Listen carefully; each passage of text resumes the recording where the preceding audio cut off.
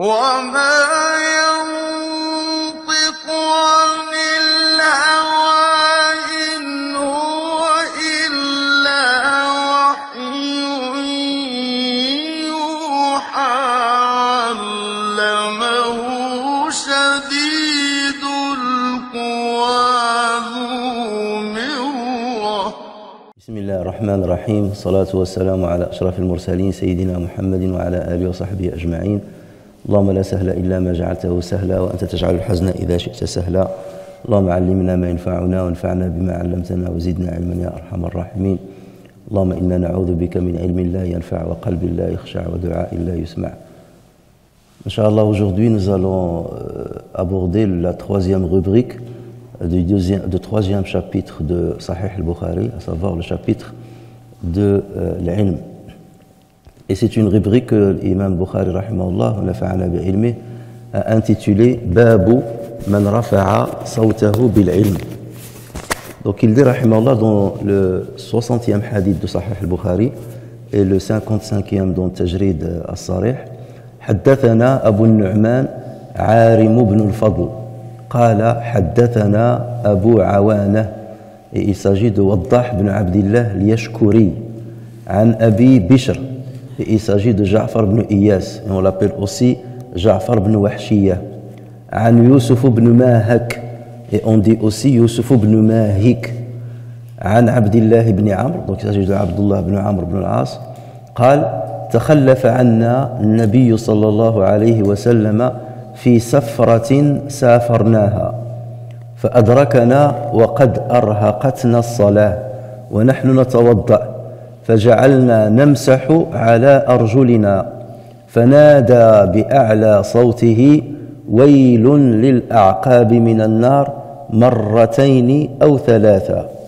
Donc cette rubrique, il l'a intitulée Celui qui élève la voix lorsqu'il s'agit de science. Et il fait référence à celui qui transmet la science, non pas à l'étudiant, mais au prof, le savant, ou bien le muhaddith, ou bien le faqih, ou bien le khatib, qui va transmettre de la science. Et donc il va citer le 60e hadith, dans lequel il dit, rahimahullah, Abu Nu'man nous a rapporté sur Arim ibn al-Fadl, sur Abu Awana, sur Abu Bishr, sur Yusuf ibn Mahak, sur Abdullah ibn Amr radiyallahu anhu, qu'il a dit: une fois, alors que nous étions en voyage, le prophète sallallahu alayhi wa sallam tarda à venir, ou tarda à nous rejoindre. Il nous rejoignit au moment où nous étions déjà pressés par l'heure de prière. Nous étions en train de faire nos ablutions mineures, notre wudu. Nous ayons remarqué en train d'essuyer les pieds, le prophète sallallahu alayhi wa sallam cria à haute voix par 2 fois ou 3, malheur aux talons des supplices du feu. Malheur aux talons des supplices du feu. Alors, dans cette rubrique, l'imam al-Bukhari, il est toujours dans la même logique de la rubrique qui est passée. Dans la rubrique qui est passée, il était en train de parler de celui qui était en train de transmettre du savoir, de discourir en termes de savoir, et quelqu'un l'a interrompu. Et donc on a vu le hadith où le prophète sallallahu alayhi wa sallam a été interrompu par un bédouin, et donc le prophète sallallahu alayhi wa sallam n'a pas répondu à sa question, il a attendu de terminer son discours, et ensuite il s'est adressé à la personne pour lui dire c'était quoi ta question, et il lui a répondu. Donc là, dans la même logique, quelque part, il est en train de montrer quelles sont les convenances qui sont correctes pour le transmetteur du savoir. Ça veut dire le transmetteur du savoir, il peut, dans un discours, lorsqu'il est interpellé par quelqu'un ou lorsqu'il est interrompu par quelqu'un, il est en droit de ne pas lui répondre, parce que ça ne se fait pas de l'interrompre. Donc si vous voyez quelqu'un qui est en train de donner un cours, quelqu'un l'a interrompu, et lui, il n'a pas donné de réponse, il a terminé son discours jusqu'à la fin, n'accusez pas celui qui donne le savoir. Tu lui dis il manque de respect, ou là, il manque de politesse ou d'obligeance, parce que le prophète sallallahu alayhi wa sallam l'a fait. Et ce qu'a fait le prophète sallallahu alayhi wa sallam devient autorisé pour nous, devient même parfois la règle à adopter pour nous. Là, dans le même état d'esprit, il est en train de nous dire, si tu vois quelqu'un qui transmet le savoir et qui a élevé la voix, ne le prends pas mal, parce que le prophète sallallahu alayhi wa sallam, il l'a fait. Et je vais te donner la preuve qu'il l'a fait. D'accord? Et pourquoi il va dire cela? Parce qu'à la base, l'islam nous recommande de baisser la voix lorsqu'on parle aux autres. Ça, c'est la base. Il faut baisser la voix lorsqu'on parle des autres. Allah Azza wa Jal nous a narré l'histoire ou une partie des conseils qu'a prodigué Luqman à son fils. Qu'est-ce qu'il lui a dit? Il lui a dit waqsid fi mashyika waghdud min sawtika inna ankara al-aswati la sawtul hamir. Sois modeste dans ta démarche. Il y a certains waqsid fi mashyika, d'autres lui ont donné une autre explication. Qsid fi mashyika, ça vient de al-qasd. Et le qasd, c'est l'objectif, ou le maqsad, c'est l'objectif. Ça veut dire lorsque tu marches, il faut que tu aies un objectif à atteindre. Je vais aller à tel endroit, je vais aller pour faire telle chose, je vais aller pour ceci, je vais aller pour cela, quelque chose de maqsouda qui a un objectif sain. Lorsque tu dis je vais faire un petit tour, je vais chez nous, on va faire un tour dans le boulevard. Tu vises quoi? Je vise rien, c'est seulement faire un tour dans le boulevard. Il n'y a pas de qasd. C'est une explication qui a été donnée à ce verset. Mais l'explication la plus probante, c'est qsid fi mashika, ça veut dire sois modeste dans ta démarche. Lorsque tu marches pas avec orgueil. Donc, sois modeste dans ta démarche et baisse ta voix, car la plus détestée des voix, c'est bien la voix des ânes. Et là, il fait référence au braiement des ânes. Et vous savez que le braiement, c'est un bruit que, bien entendu, quelqu'un qui est correct, dès qu'il entend le braiement, on n'aime pas, ça dégoûte quelque part lorsque tu vas. Donc lorsqu'il a fait cette comparaison entre quelqu'un qui élève la voix et un âne qui braie, donc forcément tu dis j'aime pas l'âne qui braie, donc moi je ne veux pas lui ressembler, puisque Allah a fait cette comparaison. Ou du moins Luqman a fait cette comparaison, et Allah Azza wa Jalla lui a confirmé cela, puisqu'il nous relate les paroles de Luqman qui forcément sont des paroles sages, comme Allah Azza wa Jal l'a précisé au début de ce passage. Alors cette convenance qui est le fait de baisser la voix devient encore plus exigée lorsqu'on est face à des gens qui ont du mérite, un savant, un gouverneur, qui ont du mérite ou bien qui ont un statut social élevé. Tu ne viens pas, par exemple, devant un gouverneur et tu commences à crier, à parler à haute voix. Tu ne viens pas devant quelqu'un qui a une stature, un juge ou là, quelqu'un qui a un prof, et tu commences à crier, un directeur, et tu commences à crier. Donc, de par son statut, même si tu n'es pas d'accord avec lui, même si tu ne le portes pas dans ton cœur, de par son statut, tu lui dois le respect, et dans le respect, il y a le fait de baisser la voix. Et d'ailleurs, on rapporte que le prophète sallallahu alayhi wa sallam a dit à cet égard, Anzilun nasa manazilahum, un hadith rapporté par Abu Daoud. Anzilun nasa manazilahum, installez les gens au degré qui est les leurs. Si c'est quelqu'un qui a un degré élevé dans la société, donc tu l'installes à ce degré-là. Et tu lui parles et tu te comportes avec lui convenablement à ce degré-là. Et ce hadith-là a été rapporté par ailleurs par Aïcha, dans une version par Aïcha radiallahu anha, parce qu'une fois il y a un pauvre qui est venu la voir, il lui a demandé à manger, il lui a donné un peu de pain, il est parti. Une autre fois il y a un autre pauvre qui est venu la voir, ou bien dans la foulée, un autre pauvre est venu la voir, et Aïcha il l'a fait installer sur une chaise, et il a pris soin de lui, il lui a donné la nourriture, et il lui a donné plus de considération. Et donc on lui a posé la question, pourquoi tu as fait ça, pourquoi ton attitude n'était pas pareille? Et c'est là où il a dit, le prophète sallallahu alayhi wa sallam a dit, Anzilun nasa manazilahum. Parce que la deuxième personne, ça se voyait que c'était une personne qui était bien habillée, une bonne tenue, ça se voyait que c'était pas un mendiant professionnel. Ça se voyait que c'est quelqu'un peut-être qui était dans une situation difficile, et donc vu que c'est un peu honteux pour lui de tendre la main, donc pour quelque part le rassurer ou ne pas le mettre en gêne, elle a pris un peu plus soin de lui. Donc ça se voyait qu'il est d'un degré un peu supérieur. Et donc ça, c'est pas de l'hypocrisie, ou c'est pas de la fausse diplomatie, ça fait partie des convenances que le musulman doit observer. Regardez, Allah Azza wa Jal s'est adressé aux compagnons dans Surat Al-Hujurat, il leur a dit, Ya ayyuhalladhina amanu, la tarfa'u aswatakum fawqa sawti an-nabi, wa la tajharu lahu bil qawli كجهر بعضكم لبعض أن تحبط أعمالكم وأنتم لا تشعرون. Ô vous qui avez cru, n'élevez pas vos voix au-dessus de la voix du prophète. Lorsque vous êtes en face de lui, votre voix doit être basse.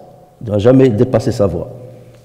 Et ne haussez pas le ton en lui parlant quand vous le haussez les uns avec les autres. Vous ne devez pas vous comporter avec le prophète sallallahu alayhi wa sallam comme vous vous comportez avec vous-même, entre vous-même. Sinon, vos œuvres deviendraient vaines sans que vous vous en rendiez compte. Et justement, ça c'était parce qu'il y a un groupe de musulmans qui sont venus d'ailleurs, ils sont venus à Médine et ils ont commencé à appeler le prophète sallallahu alayhi wa sallam qui était chez lui dans ses appartements. Ya Muhammad, sors parce qu'on a à te parler. Ou parce que d'une manière générale, certains compagnons parlaient devant le prophète sallallahu alayhi wa sallam en élevant la voix. Et donc Allah Azza wa Jalla les éduqua en révélant entre autres ce verset. D'ailleurs, il y a un autre verset où Allah Azza wa Jalla dit La taj'alu du'a ar-rasuli baynakum ka du'a'i ba'dikum ba'da. Lorsque vous parlez au prophète sallallahu alayhi wa sallam, n'adoptez pas une attitude comme vous la faites avec vous-même. Vous ne l'appelez pas Ya Muhammad. Non, Ya Rasul Allah. Donne-lui un titre. Et d'ailleurs, les savants disent, cette même attitude, on doit l'adopter avec les gens de valeur, avec les savants, avec les gens de valeur, avec les gens vieux. Tu viens pas et tu l'appelles avec son nom. Mustafa. Non, Assi Mustafa, Al-Hajj Mustafa, Al-Akh Mustafa, Ammi Mustafa.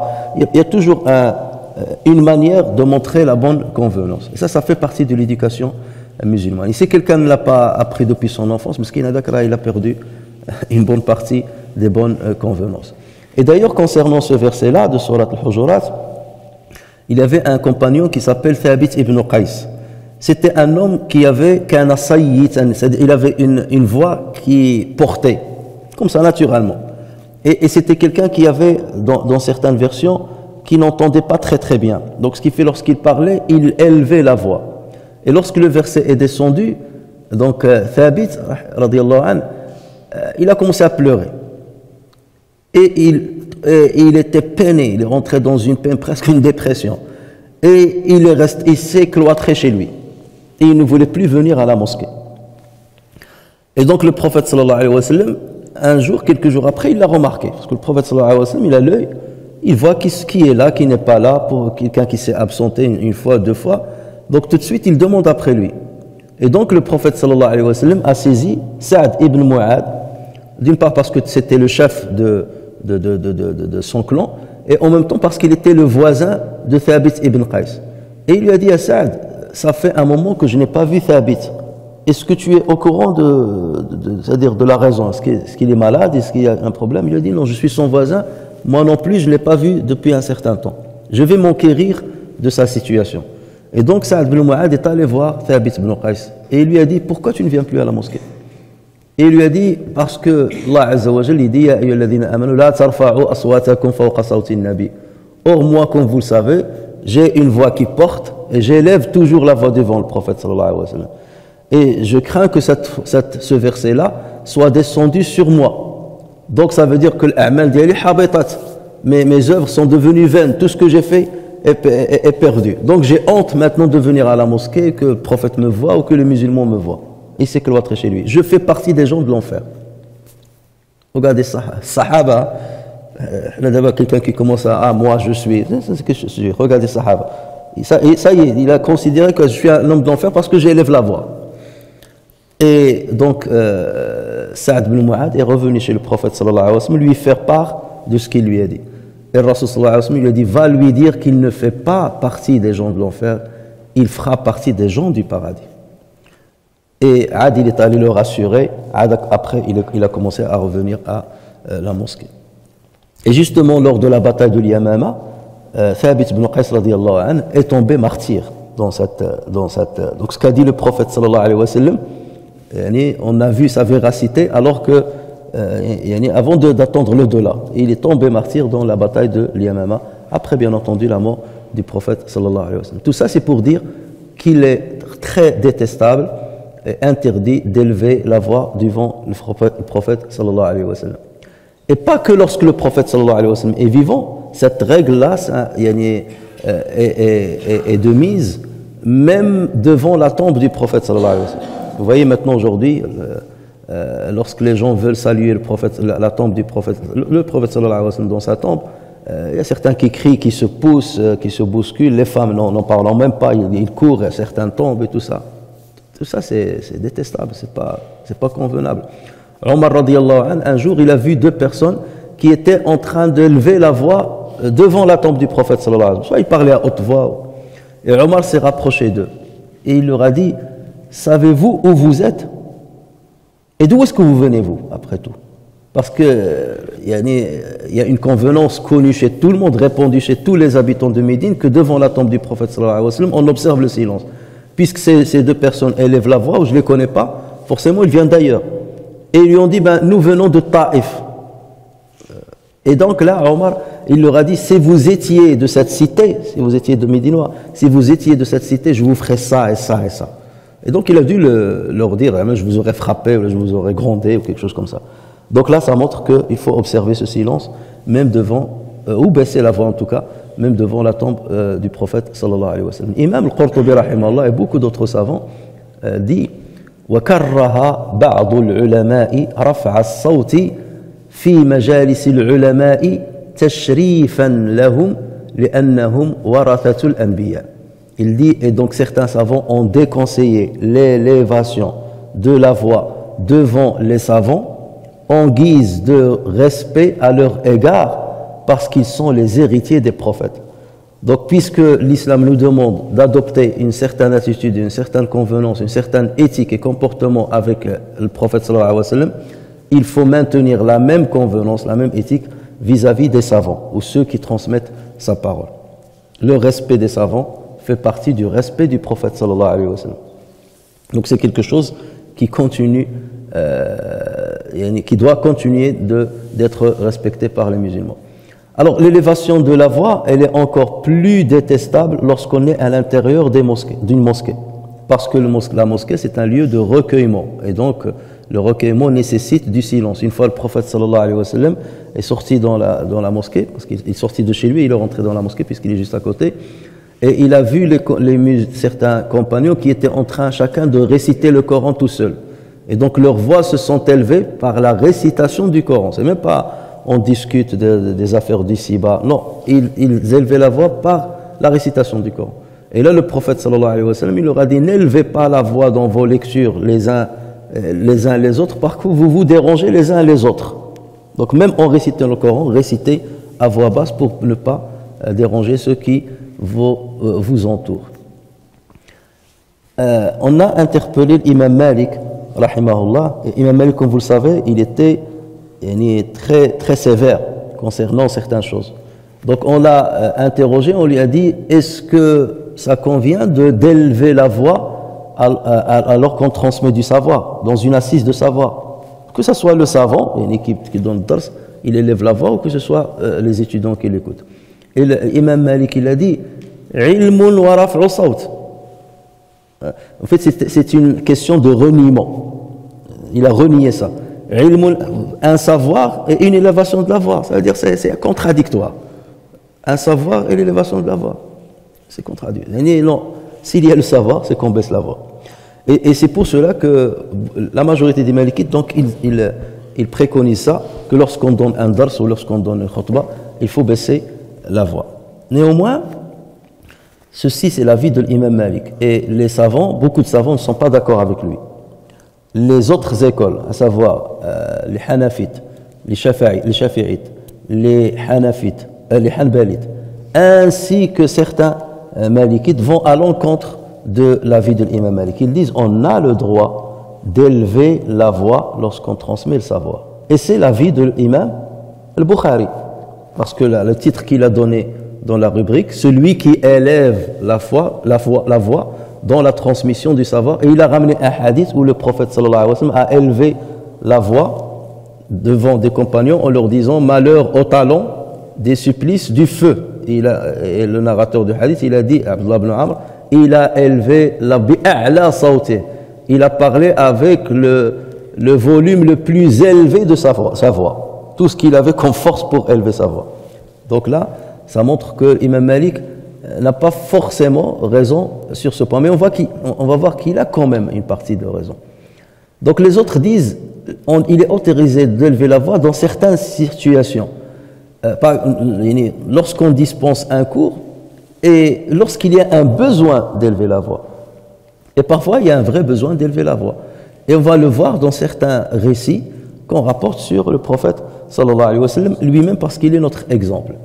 Jabir ibn Abdillah rapporte un hadith qui a été validé par l'imam Muslim sur le prophète sallallahu alayhi wa sallam et dans lequel il dit lorsque le prophète sallallahu alayhi wa sallam faisait un sermon, donc il faisait référence au sermon khutbah, un sermon du vendredi. Lorsque le prophète sallallahu alayhi wa sallam faisait un sermon, ses yeux devenaient rouges. Pourquoi elles devenaient rouges? Ça veut dire que la pression sanguine au niveau des yeux, elle monte. La tension au niveau de ses yeux monte. Et quand est-ce que la tension monte? Ça veut dire que voilà, il y a une force dans le corps, donc le flux sanguin est élevé. C'est pour ça qu'on voit la rougeur dans ses yeux. Ses yeux devenaient rouges, son ton haussé, et il faisait preuve de colère, comme s'il avertissait d'une armée ennemie qui était sur le point d'arriver. Imaginez, je suis dans une ville, je vois une armée qui va nous attaquer. Vous croyez que je vais aller chez les gens leur dire chers frères, attention, il y a une armée qui va nous attaquer? Non, là je vais élever ma voix au maximum. Donc c'est ça ce qu'il a dit.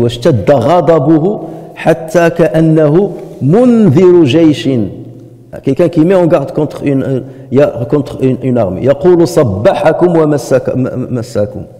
Donc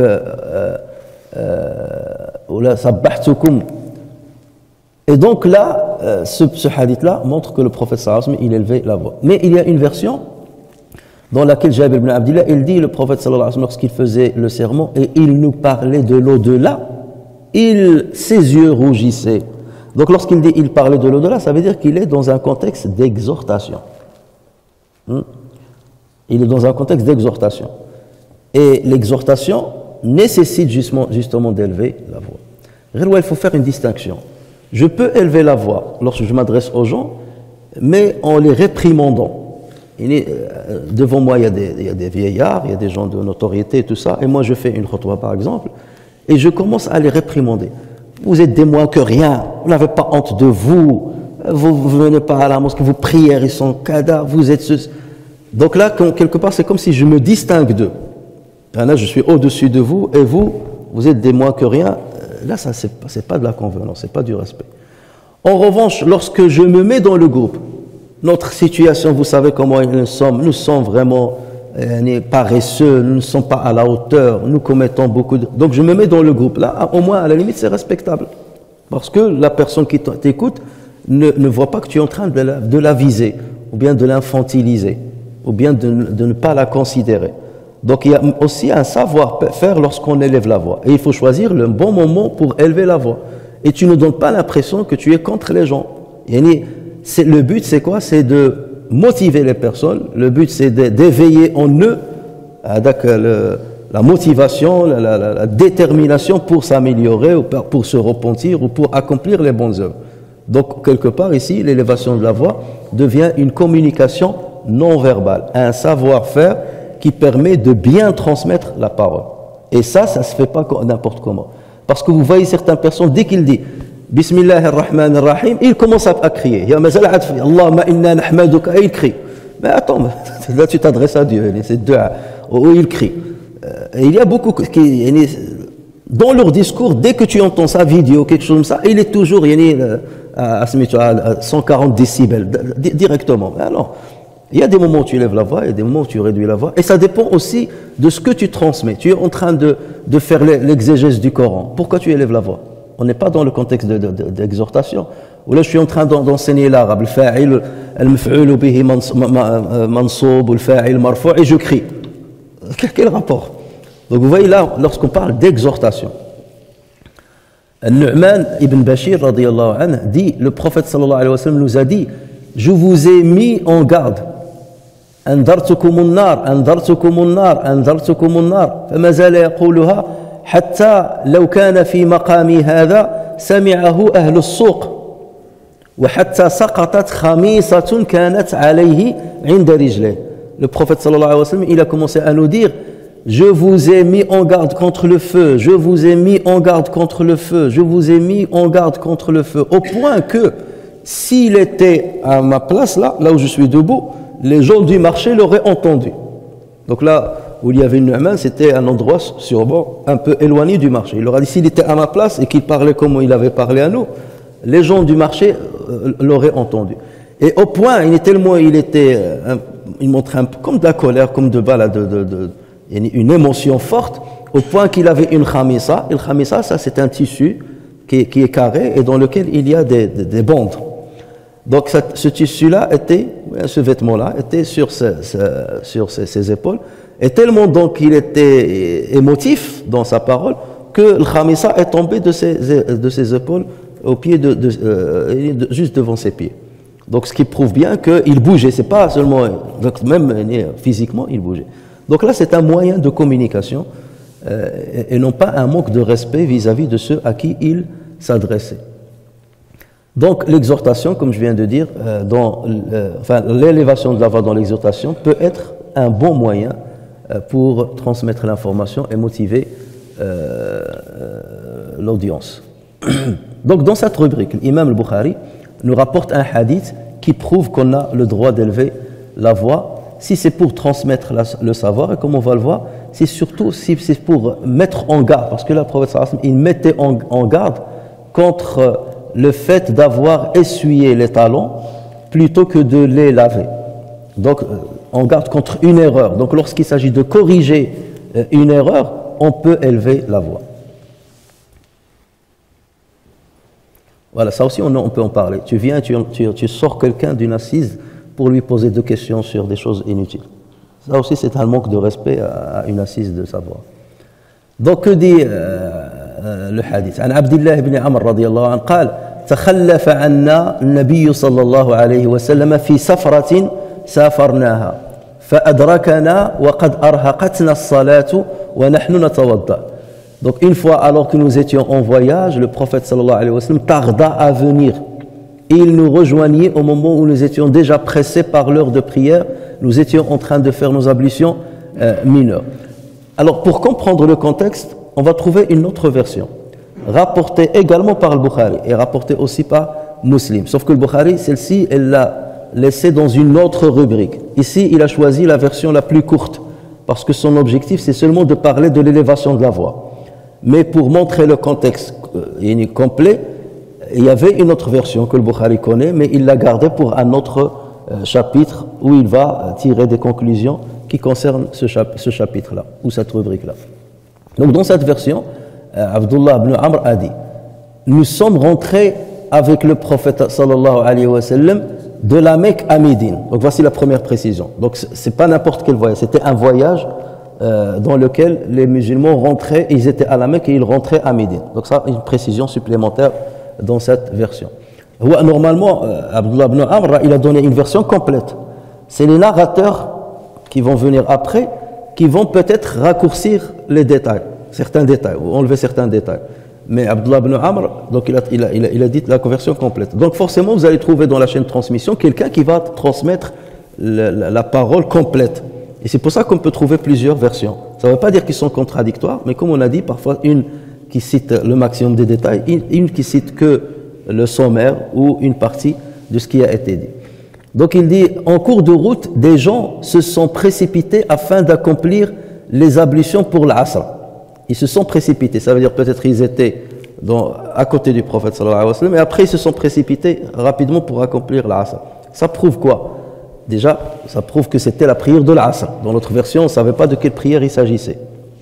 Et ça prouve quoi? Ça prouve que l'heure de prière allait sortir. Pourquoi ils se sont précipités pour faire le wudu? Ça veut dire qu'ils se rapprochaient de l'Maghrib. Et ils voulaient rattraper l'Asr avant que l'heure de l'Maghrib ne rentre. C'est pour cela qu'ils sont allés plus vite. Et le prophète sallallahu alayhi wa sallam, il est resté à l'arrière. C'est pour ça qu'il a tardé. Il les a rejoints un peu plus tard. Nous les avons rejoints.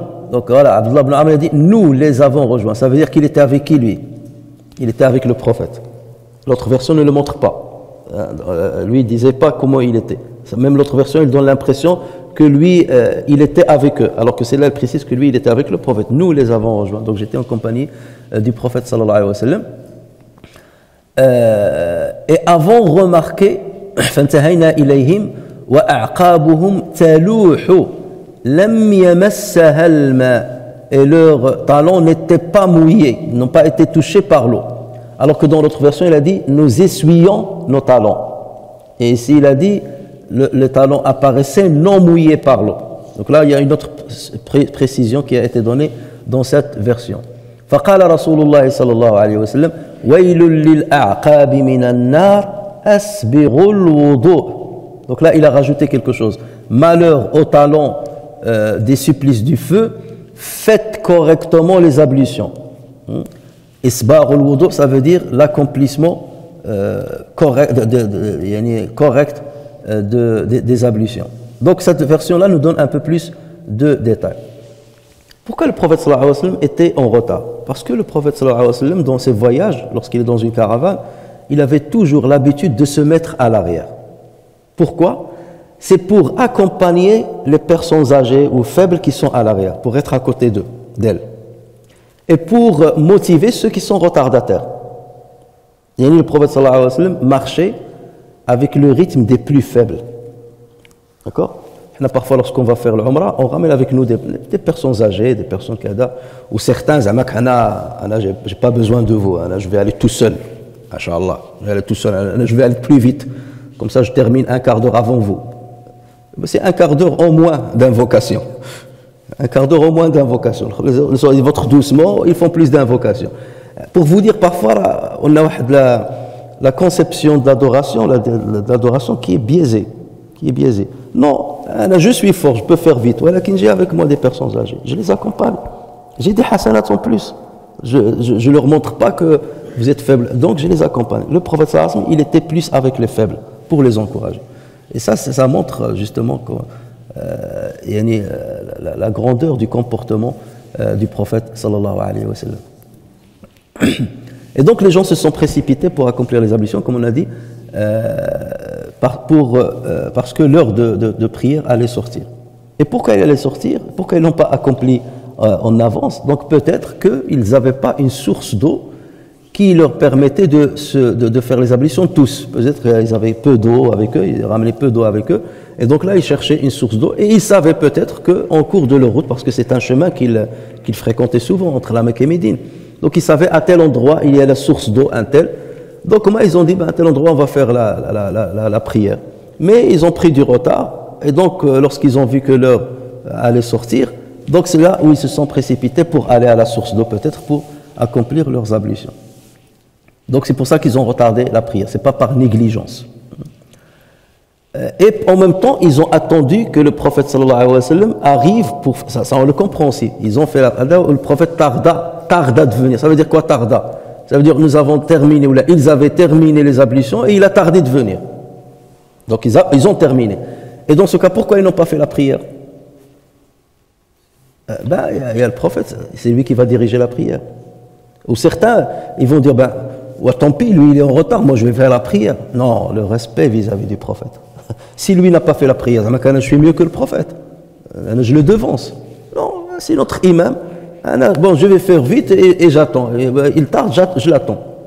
Regardez ce qu'on peut tirer comme information de ce hadith. Alors que certains auraient pu dire, on fait la prière, l'heure va sortir, le prophète, c'est son problème. Voilà. Non, c'est lui le guide. Donc on ne va pas être mieux que lui. J'attends. Donc il a tardé de venir. Ça veut dire qu'ils l'ont attendu. Ensuite, que dit le hadith? فَجَعَلْنَا نَمْسَحُ عَلَى أَرْجُلِنَا. Nous avons commencé à essuyer sur une partie de nos pieds.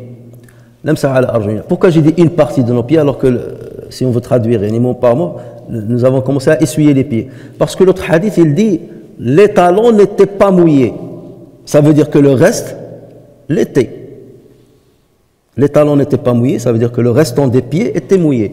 Ça veut dire qu'ils ont lavé les pieds, mais au niveau des talons, ils les ont seulement essuyés. Donc c'est pour ça qu'on ne voyait pas la trace d'eau sur les talons. فَجَعَلْنَا نَمْسَحُ عَلَى أَرْجُلِنَا فَنَادَى بِأَعْلَى صَوْتِهِ. Il a élevé la voix au maximum et il a dit malheur aux talons des supplices du feu. Al-A'qab. فمسحنا على أرجلنا فنادى بأعلى صوت ويل للأعقاب. الأعقاب c'est le pluriel de aqib, ou bien de aqbun, ou bien de uqbun. Les trois se disent aqibun, aqbun, uqbun. Et ça veut dire quoi? Ça veut dire le talon. Mais ce terme-là, on l'utilise pour désigner l'arrière de toute chose. L'arrière, ce qui est à l'arrière de toute chose. Le prophète sallallahu alayhi wa sallam a dit Ana Muhammad, wa ana Ahmad, wa ana al-Mahi, wa ana al-Hashir, wa ana. Vous avez oublié? Wa ana al-Aqib. L'Aqib, ça vient de l'Aqib. Ana al-Aqib. Je suis le dernier des prophètes. Je viens à l'arrière de tous les prophètes. Personne ne sera derrière moi. D'accord? Donc vous voyez, ça c'est un sens métaphorique. Lorsque les enfants d'un homme, on dit Ha'ula'i aqibuhu, aqibur rajul. Aqibu, ça veut dire sa descendance. Ils viennent après lui. Lui, il va mourir et eux, ils vont être après lui. Donc on dit aqibuhu parce qu'ils sont venus après lui. Donc aqibu shay'i mu'akhiruhu. Aqib d'une chose, c'est le dernier de la chose, ce qui vient après cette chose. Donc là, on l'utilise dans ce sens métaphorique. Mais ici, bien entendu, il parle de l'aqib dans son sens strict, à savoir les talons du pied. Donc comme j'ai dit, une version a dit qu'ils ont essuyé les pieds, l'autre version il a dit on ne voyait pas la trace de l'eau dans les talons, ce qui prouve, en rassemblant les deux versions, qu'ils avaient lavé le pied et qu'ils ont oublié d'essuyer les talons. Et c'est ce qui a motivé la colère du prophète sallallahu alayhi wa sallam et la mise en garde quand même qui est forte. Parce que le prophète sallallahu alayhi wa sallam, il leur dit « Waylun » ou « Wayl » c'est une invocation grave. En fait, « Waylun » ici, soit il invoque contre eux, « Waylun lak » c'est comme si j'invoque contre toi. Ou bien « Waylun lil aqab minan nar » c'est comme si c'est une mise en garde. Ou bien c'est une information qu'ils donnent. Alors ils auront le wayl. Ça veut dire qu'ils risquent d'être brûlés, l'aqab. Ou bien les personnes qui n'ont pas lavé bien leurs pieds risquent d'être brûlées. D'accord? Pas forcément que le talon. Et lorsqu'on te brûle le talon, tu ne vas pas dire alhamdoulilah, je suis frais ou le talon il brûle. Non, si le talon brûle, tu ressens la douleur. Donc là, la signification waylul lil a'qabi minan nar, ça veut dire malheur aux talons qui n'ont pas été lavés. Donc ça prouve quoi? Que le lavage des talons est une obligation. Ça veut dire si on ne lave pas les talons, nos ablutions sont caduques. Et la prière qu'on a accomplie avec ces ablutions, elle est caduque. Donc il faut faire attention. Surtout nous, lorsqu'on fait les ablutions chez nous. On a un lavabo qui est à 81 cm, très haut, et on est fatigué parfois, on est vieux parfois, on est une femme, on est corpulent, et lorsque je lève le pied pour le laver, j'arrive à peine à le mettre au-dessus du lavabo. Et je ne mets que la partie devant, ou la partie d'arrière, elle sort. Donc je dis, si je vais mettre l'eau sur le talon, ça va tomber par terre. Donc je me contente de laver le devant, et après je mouille ma main et je la passe seulement sur l'arrière. Ça s'appelle pas laver, ça s'appelle essuyer. Or Allah Azza wa Jalla dit Ya ayyuhalladhina amanu idha qumtum ila as-salati faghsilu. Faghsilu, ça veut dire laver. Faghsilu wujuhakum wa aydiyakum ila al-marafiqi wamsahu. Là c'est msahu. D'accord, essuyer. Wamsahu bi ru'usikum wa arju lakum wa arju lakum. Il a dit ma'toufa. Il n'a pas dit wa arju likum, même s'il y a une lecture qui dit arju likum. Mais la lecture la plus répandue, c'est arju lakum. Et donc, comme il est mansouba, donc il est ma'toufa sur quoi? Sur wujuhakum et sur aydiyakum. Et non pas sur ru'usikum. S'il était ma'toufa, s'il était coordonné à bi ru'usikum, ça va devenir wamsahu bi arju likum. Et comme il a dit arju lakum, arju lakum, donc c'est coordonné avec quoi? Avec le lavage du visage et avec le lavage des mains. Donc les pieds, il faut les laver et non pas les essuyer. Et ceci, c'est un argument qui rejette l'avis des chiites. Parce que les chiites, ils disent il suffit d'essuyer les pieds. Et il se base en cela sur justement la lecture qui dit wa arjulikum. C'est une lecture qui existe. Mais pourquoi on ne prend pas d'elle le décret religieux pour dire seulement essuyer, parce qu'il y a le hadith là. Le hadith là nous confirme qu'il faut plutôt la lire wa arju lakum.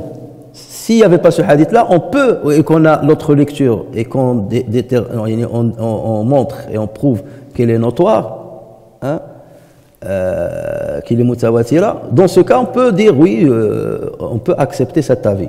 Mais là nous avons un hadith authentique rapporté par Al-Bukhari, par Muslim et d'autres.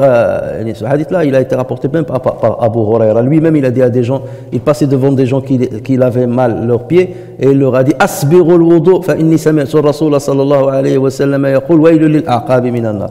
Donc ça a été confirmé par plusieurs compagnons cette parole du prophète sallallahu alayhi wa sallam. Donc cette parole là renforce la version qui dit wa arju lakum et non pas wa arju likum. Mais malgré cela, il y a, comme j'ai dit, il y a les chiites. Bon, de toute façon, les chiites, on ne se compare pas à eux. On ne va pas dire les savants ont divergé, les al-Sunnah Jama'a ont dit. Elles ne sont pas des références pour nous parce qu'eux, à la base, ils n'acceptent pas le hadith, ni de Bukhari, ni de Muslim, ni rien du tout. Ils n'acceptent pas les hadiths de la majorité des compagnons du prophèet. Mais ils n'ont que quelques compagnons desquels ils prennent les hadiths et les autres compagnons les insultent ou bien ils ne les prennent pas en compte parce qu'ils n'étaient pas du clan de Ali ibn Abi Talib. Moi, tout. Il voit sous le prisme de qui était avec Ali, qui ne l'était pas. Ou même des personnes qui n'étaient pas avec Ali ibn Abi Talib, ça ne fait pas d'eux des personnes non fiables. Voilà. Même si supposons qu'ils se sont trompés sur un choix politique, ça ne fait pas des gens menteurs qui vont mentir sur le prophète, pas du tout. Donc ce n'est pas le prisme sur lequel on doit voir. C'est là où vous voyez Al-Sunnah Jama'a, ils sont logiques. Parfois, on prend en compte même la narration des gens qui sont kharijites, le khawarij.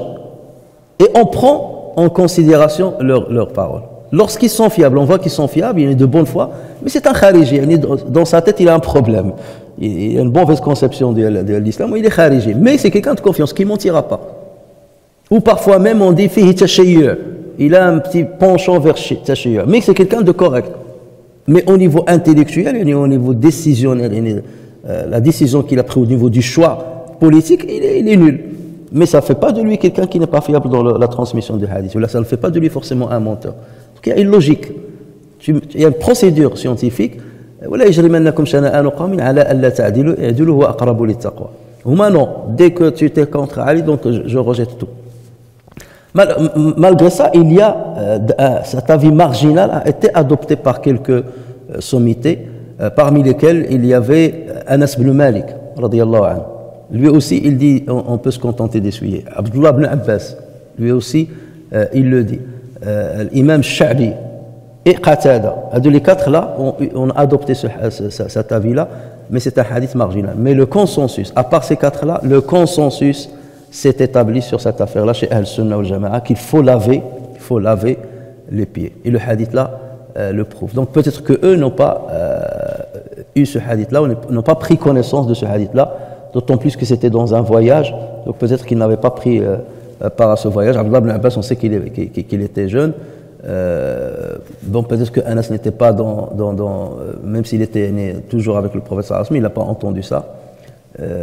Imam Sha'bi, bon, raison de plus parce qu'il est un tabi'i ainsi que Qatada. Et ce qui est vrai pour les pieds, forcément, l'est aussi pour le reste. Donc, si pour les pieds, il faut laver tout le pied, y compris les talons, donc pour le visage, il faut laver tout le visage. C'est pas je mets l'eau ici et je laisse ça.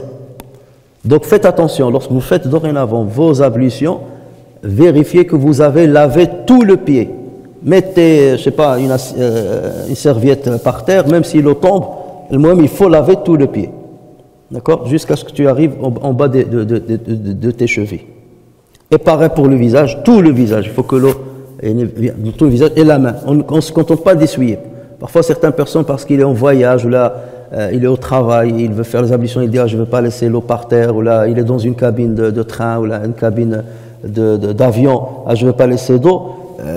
Donc il fait que essuyer. Il fait la main comme ça, et après il fait la main comme ça. Il fait, non, tu n'as pas lavé. Tes ablutions sont caduques. Faites attention. Et les vieux, donc il te dit non, je le sais. Ça. Donc c'est pour ça, dès qu'il sort de la cabine, tu vois l'eau un peu partout. Là aussi, c'est une exagération. Ou là, à la limite, avant de sortir, prends quelque chose ou essuie-le par terre, laisse l'endroit aussi propre que tu l'as trouvé. Donc là, c'est une convenance par rapport à ceux qui vont venir après, ou par rapport à l'image que tu donnes de l'islam, pour ceux qui vont rentrer voir l'eau par terre. Tout ça, il faut réfléchir à ces détails-là en tant que musulman. Donc, quand est-ce que l'essuyage est permis? C'est lorsqu'on essuie sur le khuf ou sur les chaussettes, pour ceux qui ont autorisé l'essuyage sur les chaussettes. Les Malikis n'ont pas accepté, mais pour les autres, ils l'ont accepté.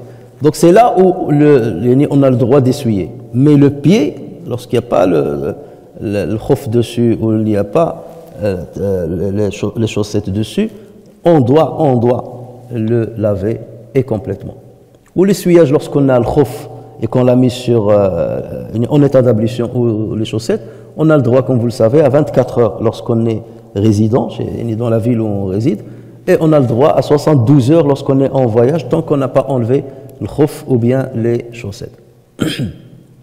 Alors d'autres hadiths aussi prouvent que le prophète sallallahu alayhi wa sallam élevait la voix dans la transmission du savoir. C'est le cas pendant le pèlerinage d'adieu. Pourquoi? Parce qu'il y avait beaucoup de monde. 100 000 personnes, entre 90 000 et 100 000 personnes qui étaient avec le prophète sallallahu alayhi wa sallam.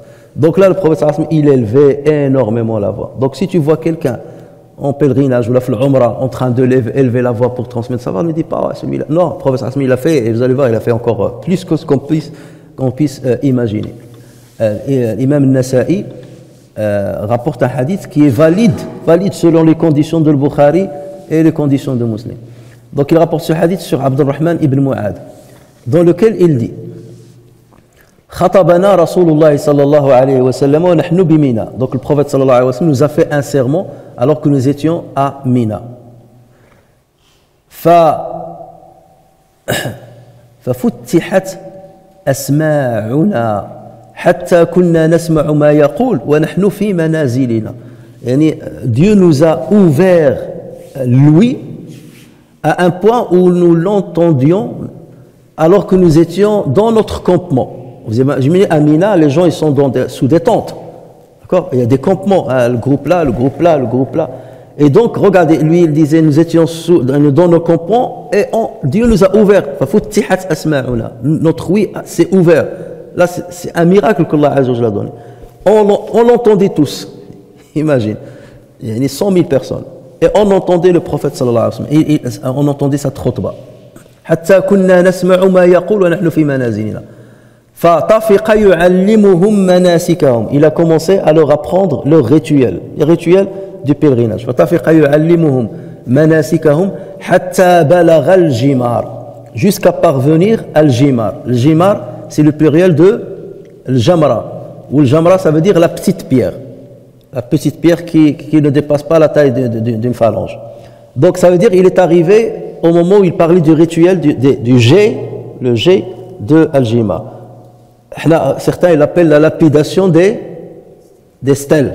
On va dire c'est faux, on ne lapide pas. On ne dit pas rajmu, non, on ne dit pas rajmu, on dit ramyu. On fait le rajm et le rami. Le rajm c'est ça. Ou le rami c'est ça. Il y a une différence dans le terme. Donc c'est ramyu al-jimar. Le jimar c'est quoi? Ou le jamara, jamara al-kubra, jamara al-wusta, jamara al-sughra, c'est l'endroit où on jette les petites pierres. Parce qu'il faut savoir qu'à la base, il n'y avait pas de stèle. À la base, c'était un endroit, un petit bassin, dans lequel on jetait les pierres.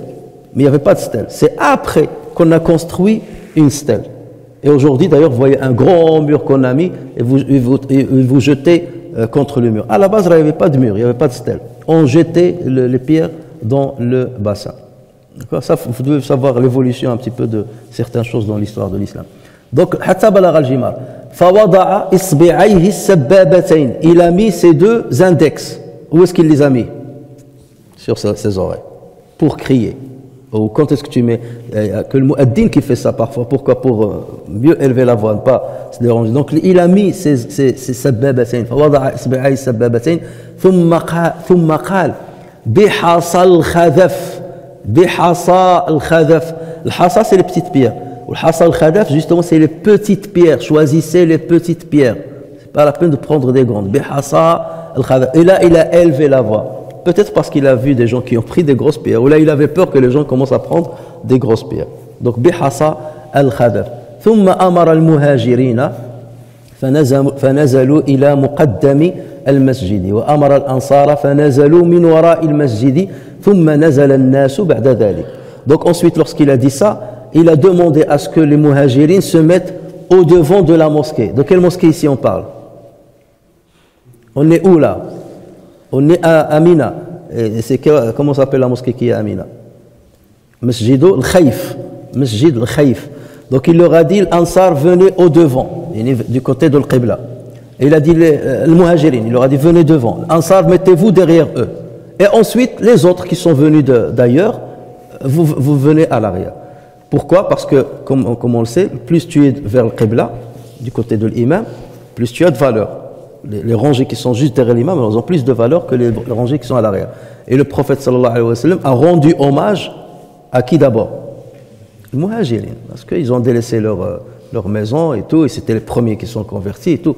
Donc il les a mis les premiers, ensuite l'Ansar, parce que c'est eux qui ont accueilli et tout, les autres, il les a mis à l'arrière. D'accord? Donc, mais ce qui nous intéresse dans cette version-là, c'est qu'il a mis ses index dans ses oreilles et il a élevé la voix bihasa al-khazaf.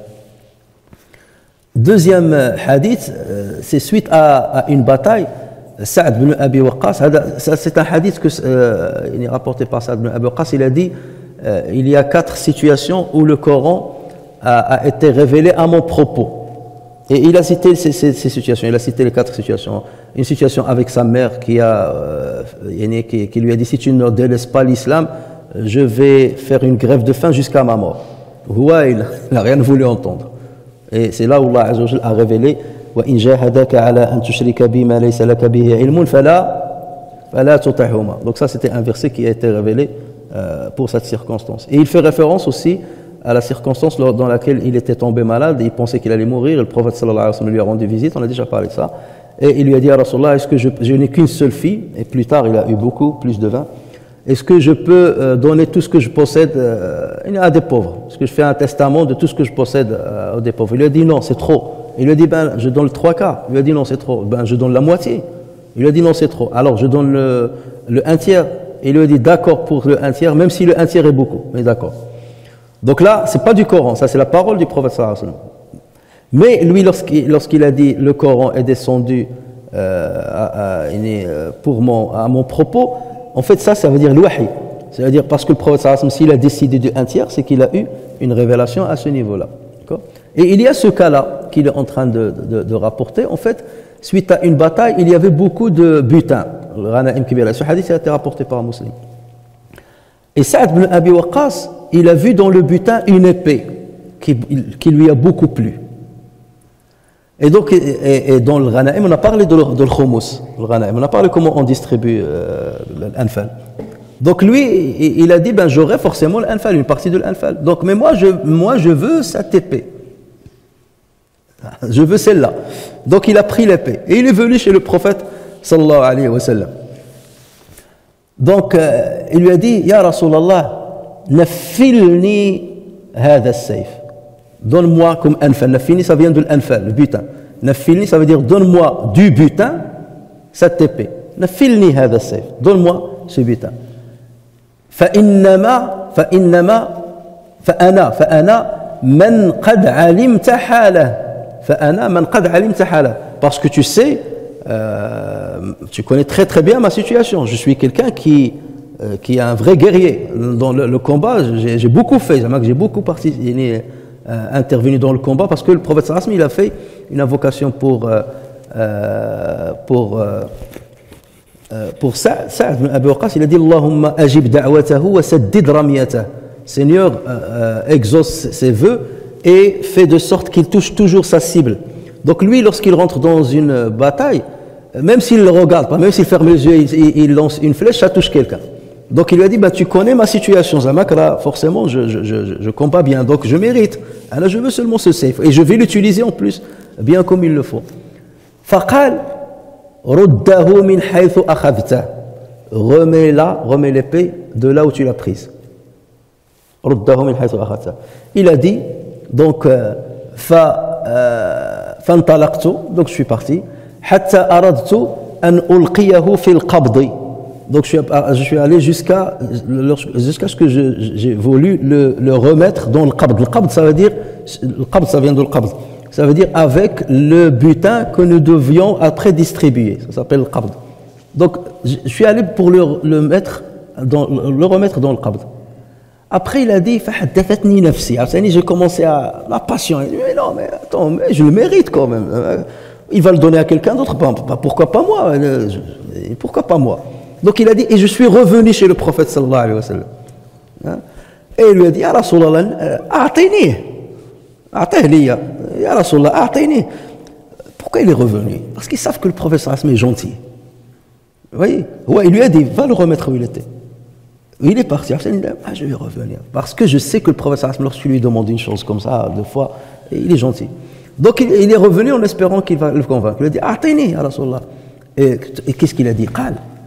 فشد لي صوته شد c'est-à-dire le shidda شد لي صوته il a élevé la voix prophète sallallahu alayhi wa sallam et le prophète il a dit رده من حيث أخذته remets-le là où tu l'as prise remets-la l'épée remets-la là où tu l'as prise et il a élevé la voix, d'accord?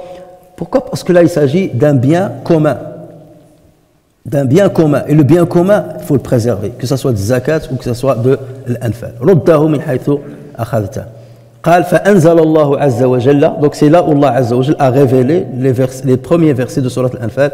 يسألونك عن الأنفال قل الأنفال لله والرسول فاتقوا الله وأصلحوا ذات بينكم وأطيعوا الله ورسوله. D'accord? Donc ça c'est l'occasion aussi dans laquelle. Et donc pour terminer, donc pourquoi on cite ça? C'est pour dire voilà. Lorsqu'on veut mettre en garde quelqu'un, on peut élever la voix. Lorsqu'on fait une exhortation dans un cours, on peut élever la voix. Lorsqu'on met en garde quelqu'un, quelqu'un ne veut pas écouter, pour lui montrer ta détermination, que là, on ne discute pas, tu élèves la voix. Donc c'est un moyen d'éducation, c'est un moyen d'enseignement, et il n'y a pas de mal à le faire, et on n'a pas à penser du mal de quelqu'un qui l'a fait. En tout cas, voici l'objectif de l'imam al-Bukhari par cette rubrique. نفعني الله وإياكم بالقرآن الكريم وبحديث سيد الأولين والآخرين وغفر الله لي ولكم ولسائر المسلمين سبحانك اللهم وبحمدك نشهد أن لا إله إلا أنت نستغفرك ونتوب إليك سبحان ربك رب العزة عما يصفون وسلام على المرسلين والحمد لله رب العالمين.